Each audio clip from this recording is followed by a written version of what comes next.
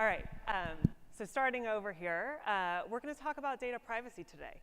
So I'm on the legal team at Atlassian, and just to prove to you that I'm a lawyer, I'm going to start with a disclaimer. So this presentation is not legal advice. What does that mean, right? Well, it's kind of a lawyer trick. You change one word and it means something different. But this presentation is legal information. Right? What's the difference between legal advice and legal information?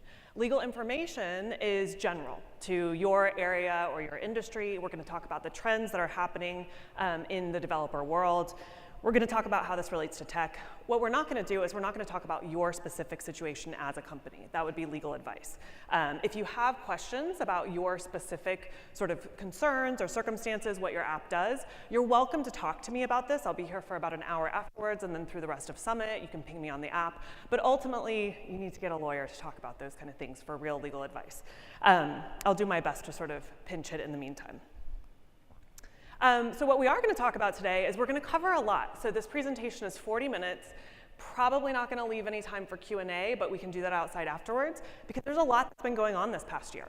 And my goal is for everybody to leave here feeling like they're conversant in this topic, mostly that it's no longer scary, if it scares you, that we reduce any panic, and that you feel like you have a good hold on what you need to focus on for your business, what is strategically important, and some good tips coming out of here, and resources on where to find more information.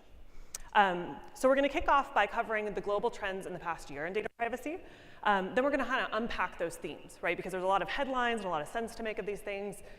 Then we're going to talk about changes to Atlassian's platform, so how we thought about these things vis-a-vis the tools that you use on our platform.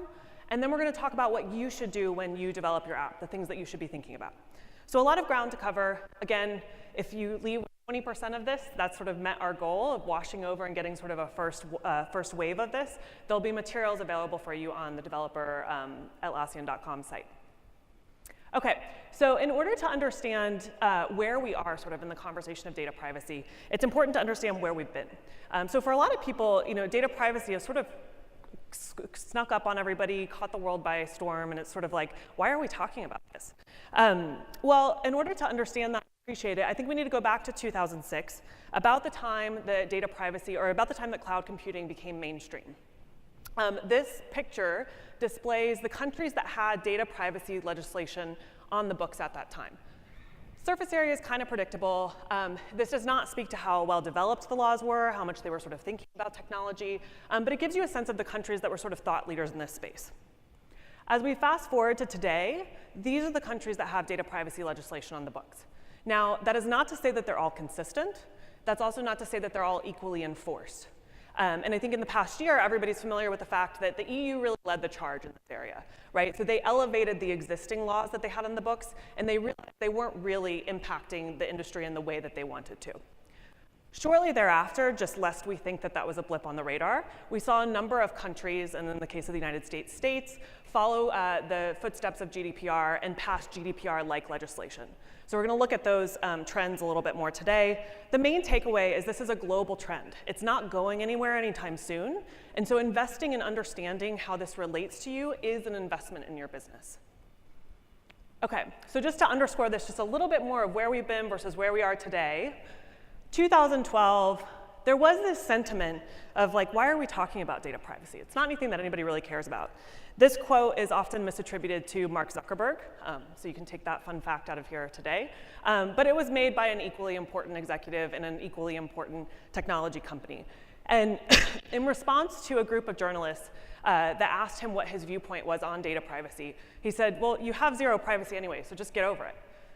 So if that wasn't a proclamation that privacy was effectively dead, then in 2018 was the zombie apocalypse of privacy, right? So privacy like reached its withering hand through the grave and came back for every single tech company from here forward. So we're going to take a look at what that looked at like in the past year. The past year, data privacy really shaped the landscape of technology. If we start sort of in the calendar year of data privacy, which is May 25th, 2018, forever here on forward, that's the date that GDPR went into effect. We start in May. GDPR goes into effect, and the world effectively chokes on privacy, right? So like everyone scrambles to get their consent and their notice and transparency and put all these principles into place. and we didn't end up with like a very good result, right? But we're moving in the right direction.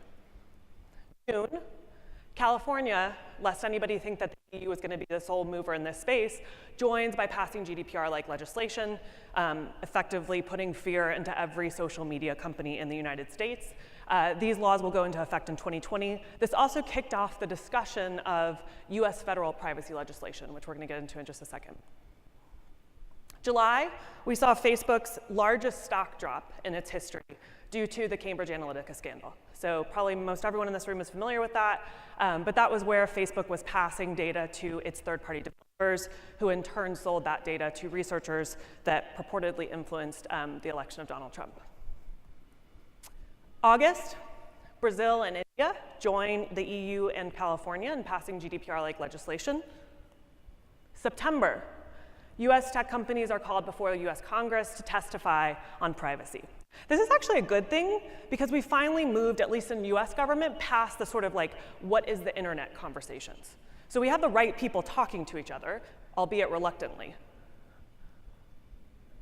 October, Facebook has their first fine for the Cambridge Analytica scandal. Now, $650,000 is not a lot for Facebook. The point of this was it was a shot across the bow by UK regulators. They couldn't fine them under the new fine or penalty regime under GDPR because you can't retroactively fine for acts before the law was changed. The idea here was the UK commissioner was saying, in the future, this fine is going to have several more zeros behind it. November, we saw Canada join the GDPR light crowd, passing legislation that would go into effect then. Oh, let's go back here. December, Google announced major changes to its public APIs, right? So for your world, this means that we saw the first sort of movement towards, we're no longer just kind of generally make data available through our APIs. We're going to allow the user to have choice over that and then respect that choice all the way through how we pass that to our developer community. January, Google gets hit with a $50 million GDPR fine, which was the largest fine to date under GDPR, 50 million euros for violations of their data sharing arrangements. February, we start to see the United States draft federal privacy legislation. This was something that categorically was dismissed as never going to happen by our current sitting president a year ago, and here we are talking about federal privacy legislation in the US. These hearings and these debates are going on right now. Next, we saw Facebook under criminal investigation for sharing data with partners. This was a new curveball for the tech industry. If the prosecutors have their way in this case, which was just brought in the month of March, there will be business executives going to jail from Facebook. And lastly, not to be outdone by the EU, the Federal Trade Commission approaches Facebook for violations of its consent decree, among other things, and proposes a multi-billion-dollar settlement, which Facebook is in the middle of, which makes Google's $50 million euro fine look like quite the steal. Okay, so enough doom and gloom, but that's sort of the year in review for data privacy. So what does that mean for you guys, right? Like, what does that mean that I leave tech and I find a new job? Seems too risky to operate in. It doesn't. But I want to help you kind of make sense of the themes of where data privacy is heading. Now, one of the things to be mindful of is the idea of protecting personal data is not new, but we've just put a lot more horsepower behind it. And where you are and where you operate and who your customers are is going to shape how the laws are enforced. So for example, Atlassian has a large EU and US customer base. So we think a lot about the data protection laws that are on the books there. In the EU, they're very human rights focused. If any of you are from the EU, you will know that privacy is a fundamental human right in the EU. This is contrasted with, for example, the US regimes, right, which are much more consumer focused. We're a consumer society. We're all about how much money is made. And so the US laws are all about taking money back from the technology providers and putting it into the hands of the consumer. Whereas the EU laws are more of giving them a right of redress, right, that sort of reestablishes dignity and rights to the data that they have. The US regime is more like, we're going to give you a private right of action so that you can sue someone. Finally, China, Russia, Iran actually have very similar laws when you read them on the face. They would never be used to protect the individual or to give the individual money back. They would only be used to further national sovereignty interests. So it's important to understand that when you're looking at where these laws are enforced, because it shapes how you're going to think about the data and where you put it and what kind of problems you're solving for. But the main takeaway is that these laws are a global trend. They have consistent themes, though, right? So I'm not saying that you need to go out and read every single one of these laws and understand them. That is unrealistic and really boring. But mostly, you can unpack these themes into major categories, and you can understand quite broadly kind of what your best practices should be. All of these laws do the same thing. They blow out the definition of personal data, right? So we're no longer in this negotiation of like, well, is it my social security number? Do I really care about my healthcare information? One of the congressional representatives was cross-examining the CEO of Equifax and asked him to recite his social security number, his name, his home address, his email address, or any level of that information that he would feel comfortable sharing. His name was the only thing that he was comfortable sharing because it was already on public record at the time. But the point was, Equifax's whole defense was that the data that was breached in their security incident didn't cause any harm, right? But his reluctance to share that information in a congressional hearing was because he thought it might harm him, right? Like he didn't want to share it with other people and have them use it against him. So this is where we've taken the judgment out of service providers and we've put it in the hands of the individual. Whether or not you think somebody's IP address is important, whether or not you think their email address is important, the individual gets to decide in this scenario.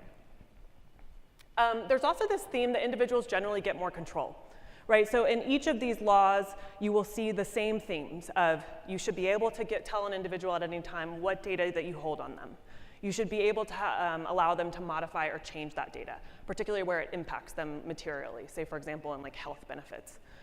You should be able to delete them, which is something that we didn't really think about beforehand, right? Because data was cheap to store, the cost of storage was going down even more. It was sort of one of those problems that we didn't take the time to solve. And then lastly, you should be able to give them some choice around how their data is used. All of these laws increase the penalties, whether through monetary fines, criminal penalties, civil penalties. And finally, all of these laws seek to really up-level what data is, which is a global commodity. Right? So this idea that like as a government, I only get to regulate data within the boundaries of my geography is no longer realistic or sort of consistent with how data works. We used to see a real like gaming of the system in this case, right? Like where you'd see Google or Facebook setting up shop in Ireland because other data protection commissioners couldn't regulate those companies beyond their boundaries or beyond their borders. And Ireland was generally considered to be a more favorable data protection authority. That loophole has effectively been closed. And so now if there is data from any specific EU resident traveling elsewhere, it's fair game for one of those regulators to come after you. Okay, so with all those themes unpacked, now we had to think about how does this apply to Atlassian? Data privacy legislation is hard because it's meant to cover categorically an entire industry. And we don't sit in the same space as fintech or healthcare tech or even social media in some cases.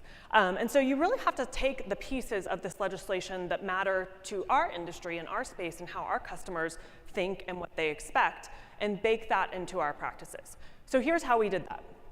When we thought about the biggest problems and the biggest focal points, we looked at the fact that data sharing is a focal point right now, right? So the idea of like a sort of like monolith service provider doesn't really exist in today's world anymore. And so regulators are more and more interested in, okay, you get this data from your customer, but how are you sharing it? Who are you sharing it with? Under what circumstances? And this was really the fact that the regulators kind of awoke to the fact that platforms are porous and they have integrations and there's ways that that data can be shared that's often imperceptible to the individual. So regulators have really taken the position of policing that and asking the questions on behalf of individuals and consumers. Next, the theme that we've come across is transparency is not enough. So that first slide that I showed where it was all the cookie consent banners that you saw kind of post GDPR, it's no longer enough to tell consumers and customers what you're doing with it. You actually have to think about what they would expect and choices proactively for them. So we've moved past a world of okay, I'm going to throw up this screen that tells you, here's all the data I'm going to use on you, and you're signing over all your rights, and cool, everybody feels really good about that conversation, right, because I told you about it. That no longer exists. And that was actually the world that we lived in for quite a while. Which brings us to our next point, which is developers and service providers are expected to design privacy into their applications. And that's a new thing, right? Because it's not really sometimes entirely functional to the app. But this is where we really have to step into the shoes of our customers and think about across the multiple use cases that they may be traveling across our integrated products and services, what expectation do they have of how we use their data? And that often is challenging if we're coming from a specifically cultural point of view. If you're in the US, you may just be awakening to sort of the privacy sensitivities. In the EU, you're probably a little bit more sensitive to that. So it's important to be mindful of the biases that we carry into that conversation. Okay, so what does this look like for platform and developer? Platform side, this looks like you will start seeing from us more programmatic controls. And when I say that, that sounds really scary. Like programmatic controls sounds very legalese and not a good thing for everybody involved, right? This is really just making sure that we're having an open dialogue with you. So one of the things that came up in the Cambridge Analytica scandal was Alexander Kogan, who was the developer, was really kind of hung out to dry in that scenario, right? And his feedback was, Facebook's defense was, well, this was in our terms. He should have known better because we said you're not supposed to sell data, you're not supposed to share it, but it was buried in a wall of text that was really written by lawyers for lawyers. And his was, hey, if I knew that what I was doing was against Facebook's terms or that it wasn't kosher within their environment, I would never have done it because I had built my entire existence on their platform. If they had just come to me and had a conversation or told me why what I was designing wasn't appropriate or didn't meet their expectations, I would have happily changed that. So that's what the programmatic controls are about. On your side, we're asking you to limit the use of data. Now, many of you already do this, but this is simply the idea that if your app provides specific functionality that is relevant to, say, a Jira platform, that user doesn't expect that you're consuming their data to then also share it with a third party or sell it with a third party who's not providing that service. On the platform side, we're also investing in technical controls. Where we can take some of the guesswork out for you and you don't have to guess, am I navigating in the right space? Am I not? Am I doing this right? That we can actually make those decisions for you or put that control back in the hands of users. We're going to talk about this a little bit in the recent API changes. And I encourage you to attend Alex Kassab's talk later today, which will talk about building in sort of this new technical controls framework. On your side, you're going to limit the scope of data that you call to that which you absolutely need. So kind of gone are the days of, well, let's just grab everything and then we'll figure out whether or not we need it later.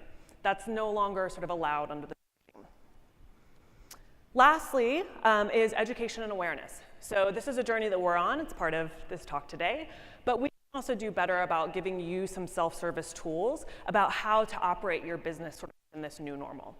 So we're going to be working really hard over the next year. We already have done some of this to publish guidelines, point you to resources, help you understand what are easy win best practices that you can abide by that just give you a lot more confidence in expanding your business and your platform. And lastly, we're going to ask you to comply with our terms. Right? So this isn't the most fun part of everything, but you should read our terms. You should understand if you're a developer what the developer terms say, what your contract with the API is. If you're listing, you should read the marketplace vendor terms. We have an open forum for this. We're happy to answer questions. Sometimes we're not as timely as we would like to be, but this is something where we want to make sure that you get clarity on what it is that you're signing up for when you do business with Atlassian. And finally, a lot of this feels sort of overwhelming. It's like, gosh, there's a lot of moving pieces to keep track of. I would say I think we all have a head start in this room because really a lot of this is about filtering your choices through the value set of don't fuck the customer.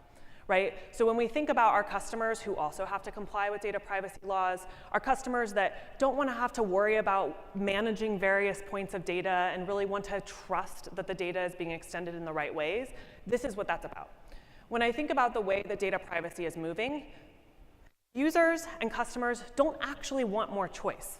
They don't want to have more inflection points where they have to click a radio button and do these things. And when they do, they want to be able to trust that this is a really important choice that I'm having to make. And it's something that we've thought through and we said, we can't make this choice for you. We need to push it to you. Not, we're going to push this choice to you because we think there's a chance that you'll ignore it and say yes, and then we get access to more of your data. So that's kind of the way to think about these designs, is always putting yourself in the shoes of your customer. What would they expect? In terms of platform changes, I'm going to do these high level because there's going to be a talk later today, Alex's talk, that will go through what these more specific changes, but how we thought about these conceptually. So when we looked at our platform, we, as Atlassian, said, in light of these changes, in light of sort of this new lens that we're looking at our customer expectations through, we're not doing enough. We're not doing enough to make our customers' lives easier. So we've now moved, in terms of user objects, to a global account ID. This is our Atlassian account ID. It's being used consistently across products. It will help us deliver a consistent experience to our users, and it will also help us manage data centrally. There's one user object that relates to multiple choices for the user and is updated and handled from a central place. So that means that we've given choice to the user about how they appear across our platform. Now, for some of our customers, this will be not a really important choice. Like, they're happy to be highly open and collaborative. For other customers, they use our Atlassian account across multiple products in multiple scenarios, and they're going to want the confidence that when they choose not to share, for example, their email address, or maybe their picture on a community site, that it won't be indexed and publicly searchable by Google. So we're going to allow users to make these choices at a central place and have them give them the confidence that those choices travel with their data through our systems. Next, we've given users and admins a collective view of what third-party apps they've installed. Right? This kind of seems common sense, but we actually didn't have a collective view for customers to be able to understand what has been installed on my instance. What data do those apps have access to? Can I have some sort of view and control around those things? And lastly, we've given the ability for users to actually remove their data from our platform if they so choose. So if somebody wants to delete their Atlassian account, they can do that from within the product. There's no calls to support or emails or anything like that. It's done with one click of a button. OK, so that's what we've done on our end. So what should you do in terms of building your app, and how should you think about this? Well, if there's one thing that I can ask for everybody in this room to leave with today, it's a worldview shift or a mindset that when you build an app and you are collecting data through that app, it is the customer's data. It's not yours. And it has a life cycle. So when you design your app, you naturally have to think about the life cycle of that data. All the way from when the customer gives the data to you, is it clear what the expectations of that relationship is and what you're going to do with their data? Have you provided meaningful choice that they can exercise during the course of your relationship? And if they choose to leave your app, uninstalling it or deleting their account, can you give that data back to them? So those are things that I think, just from a mind shift standpoint, we all need to lean into a little bit more. Next is, you have a direct relationship with app users. They are your customers and they are our customers. So this is a collective responsibility. Just to demonstrate this, you have your end user customers here. Our products become a conduit for passing that data, and then it lands with the app. So it is true that Atlassian also has access to and responsibility for data that passes through our products, but ultimately you also have data that lands with you, and therefore you have a direct relationship with that customer. I've borrowed a screenshot from Adaptavist here for ScriptRunner, just to kind of highlight this a little bit more. Most of you are familiar with this, but you have a direct relationship because you actually enter into a contract with your customer, and this is where it happens, right? This is the exchange that says, here's the data that's going to be shared. Here's the consent that the customer is giving to share that data, giving Atlassian permission to send it outside of our platform, and there's the terms that you're going to do this by. Now, I'll be the first to admit, I don't think this is like the best place for us to end up. I hope we evolve past this in terms of data privacy and how we do these transactions. But this is where we are today. This is industry standard sort of best practices. I think you'll see an evolution where there will be less of these click-through, sort of click-screen scenarios. How the market moves in response to that is to be determined. But I will be the first to say I don't love this model. But this is how it works today. So in terms of you guys and developing apps, what are the best practices? So we're going to break this down into building an app. So for some of you in here, you are going to build apps, but you never plan to list them. Or maybe you're going to build them and see how it goes and maybe list them. Others of you are coming with the specific intent to list an app. So we're going to talk about building an app and then listing an app and some of the best practices. Now, this is where I contemplated pausing so we could all sort of do like a deep breathing meditation exercise, and then I could, in a soft voice explain, don't panic. This is not the stuff to panic over. This does not mean you look at these best practices and then you rush out and you're like, oh my gosh, like which developers can I pull off of whatever projects and make them our data inventory expert. That is not the purpose here. And we're going to talk a little bit about the regulatory patterns and why you really don't need to bring a fire alarm. But these are the things that I want you to take away as, oh, this is the pieces of the data privacy puzzle that apply to me as a developer. These are the things that I need to start thinking about how do I incorporate them into the functions of my business, and over the next year, build those practices out. So that's the cadence here. Okay, so building an app. How do you think about data? Well, first, do you need it? Does the functionality of your app such that you actually need to collect that data? Data is a liability, and so if you don't actually need it, and you can figure out a way to deliver the service that you're providing without it, you save yourself a lot of headache. So what I tell our developers, if in doubt, leave it out, right? So if you're not sure if it's absolutely needed for the service, don't call it. Next is, if you are going to call it, and we've done some of this work for you already, can you use an object that is dynamic, right? In other words, you don't have to worry about updating that later because it's going to naturally respect whatever the choices and sort of the real-time expectations of the user are. And finally, if you are calling it, it should be because you need to use it. And that use case is specific and current, right? So this idea that oh, we might have a use case where I'm I don't know, just grab it and then we'll figure out how to analyze it later. We used to do that as well. And so I'm not saying that that isn't a mindset that is within the software community, but that is no longer a luxury that we have. Data integrity. This means when you collect the data, how are you ensuring that it's always true? To date. Data represents people, and therefore it can change. So think about, what is the data source? Once you land the data, where did you get it from? And is the user making central choices about that upstream that you need to think about whether or not you're reflecting that downstream? Next, can the source be changed or deleted or updated? If the answer is yes, then you probably want to think about how are you going to be able to reflect that, whatever that you're collecting. Alex will talk about this a little bit later, but this is the big push that we had to a global account identifier. So that all of those choices and changes, the life cycle of the data, were passed on to you naturally if you're storing account ID. Finally, use limitation. So once you have the data, how are you ensuring that you are using it appropriately? And can you prove that if you had to be audited, for example? So is the data needed to run the service? If yes, fair game, right? Yeah, I need it for support, I need it for security, I need it to provide this feature of the service, fair game. Even if it's not strictly needed to run the service, you may have still an okay, it may be okay for you to collect that data because maybe it benefits the user, right? Either in terms of personalizing their service or perhaps providing analytics that's going to improve the service more generally for other users.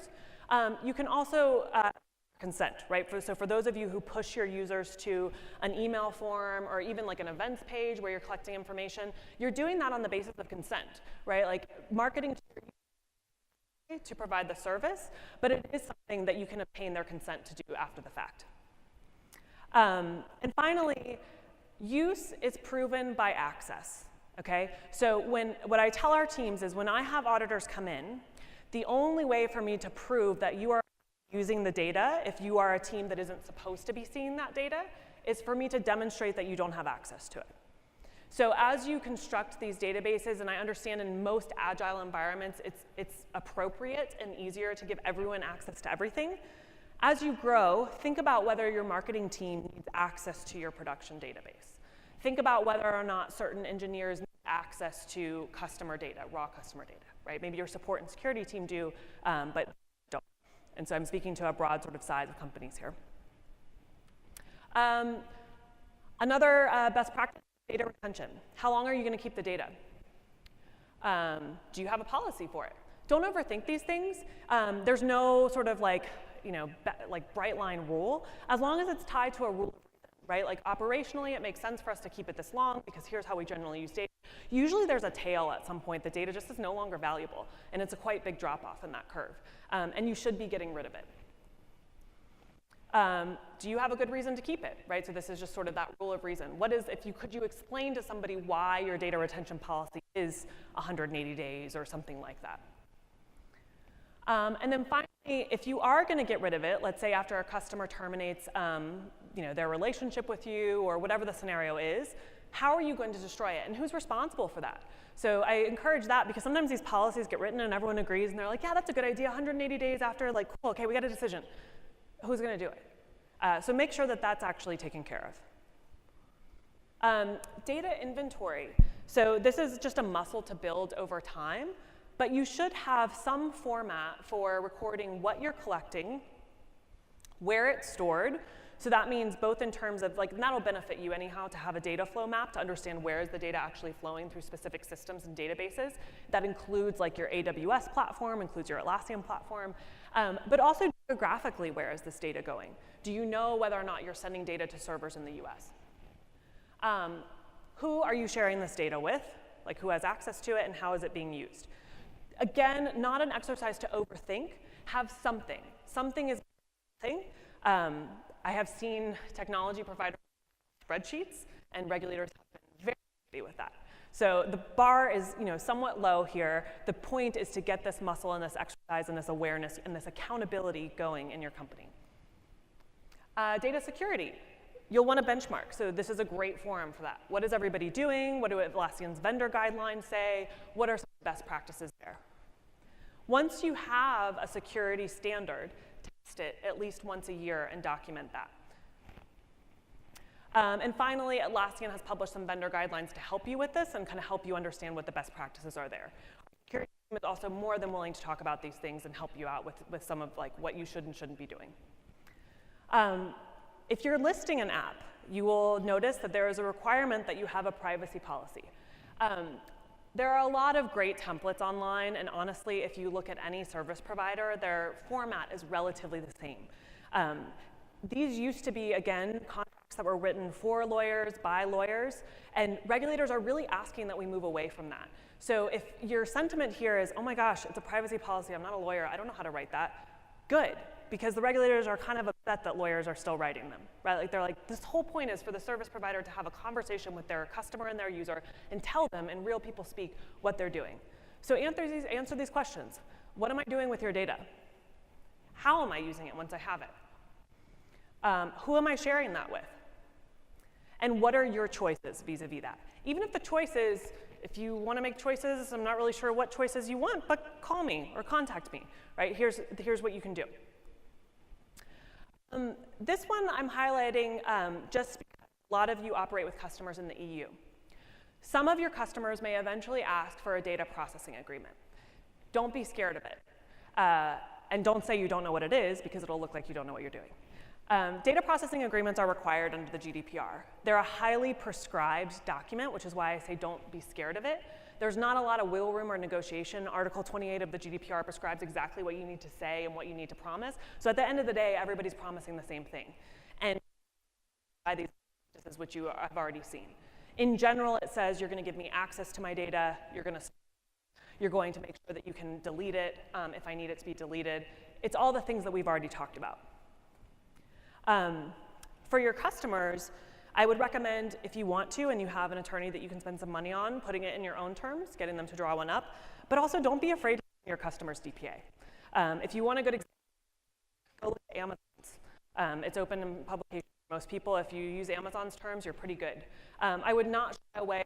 Very much a supply chain papering exercise. You need to be aware of it from an operational standpoint, but don't let this be the thing that sucks up a lot of time and energy in your business. And lastly, if you use third-party service providers like AWS, you will also need this in place with them, right? To the extent that you're sharing data with them. Most of them are going to offer you terms that they will graciously say are sufficient and not negotiable, and that's fine. You should just sign theirs. Okay, too much too fast. Totally understand. Do not feel like you have to walk out of this room and remember every single thing that I just said. We already have some materials on these sites. So if you take a picture of this screenshot, you can visit these later. And we will be working towards building out sort of more programmatic information that you can digest and build on in your business. Also, we welcome questions in the developer community. We will do our very best with our small team of very proficient and lean privacy experts to respond. How do I navigate this? How do I think about this? Is this a priority? Okay, lastly, I just want to leave you with a little bit of sort of a what's going on in the real world with regard to data privacy enforcement. So a lot of this gets talked about with the backdrop of the proverbial boogeyman coming, right? Like regulator or auditor, and should I be scared about that? How should I think about that? And that's why I said take these principles. They need to be built into your business and sort of the next generation of development, but it's not something to panic over. So GDPR went into effect almost a year ago now. Any cases about the percentage in complaints and breach notifications, right? So in other words, people complaining about their data being misused or notifications to regulators about data being leaked or misused. Any guesses on the percentage increase that we've seen in the past year that regulators have received? Don't be shy. 4%? 1%. 20 times. That's not a percent. 200. Okay. So this is like, the volume that regulators have to deal with. 1,200% increase. The Irish DPA has requested a 3x increase in their budget. The Federal Trade Commission has already said, hey, we have 40 lawyers dealing with this. Okay, US Congress people, if you want to pass federal privacy legislation, we need to add a 0 behind that. So the regulatory space is catching up to the landscape that they have ordered, right? This is their design, but they're also grappling with the realities of what this means to actually enforce. The last thing that I want to do is leave you with a quote from this gentleman. His name is Michael Kaiser. He looks reasonable and nice. He is the head data protection commissioner for Germany, which is arguably one of the strictest sort of like data privacy regimes in the world. And this was him speaking recently at a conference, sort of speaking to questions from privacy professionals, other regulators. It's post-GDPR, how's it going for you? Like, how is your office dealing with these things? Are you happy with how things are going? Are you happy with how the tech community has responded? And his response was very dry in German. And he said, it's as though everyone seems to think that under the GDPR, data processing is no longer lawful. Like all of a sudden, everyone overnight was like, oh my gosh, it's illegal to touch data. And so if that's his sentiment, it sort of gives you a sense of like how he feels about some of the companies over-rotating. And I leave you with those two things because I say the regulatory landscape right now is really defining the legislation that they've put on the books. And they're going to do that through large industry like Google, like Facebook. Australia may be Atlassian. We hope not, because we hope we're ahead of it. But the idea is there's this real sentiment from regulators, and you see it forming in the US, that, hey, tech, you've got like 20 years of free growth. And now we really want to step in and kind of shape the way that you think about these things and do things. But that is a very long burn commitment, and it's something that's going to take a great deal of time to transform. And they're not going to do it through our developer community, right, like as a target. So I say that only to say you are being invited along this journey to up-level your business and sort of understand what the new generation of expectations from a privacy standpoint. But don't over-fixate on the headlines and the regulatory experience and auditors and all of that. Focus instead on your customers' expectations to them, understand what they care about in data, talk to us, and we'll end up in the right place with much less stress around it. That's it. Thank you very much for your time. I'll be outside for a couple minutes afterwards and look forward to talking to you all.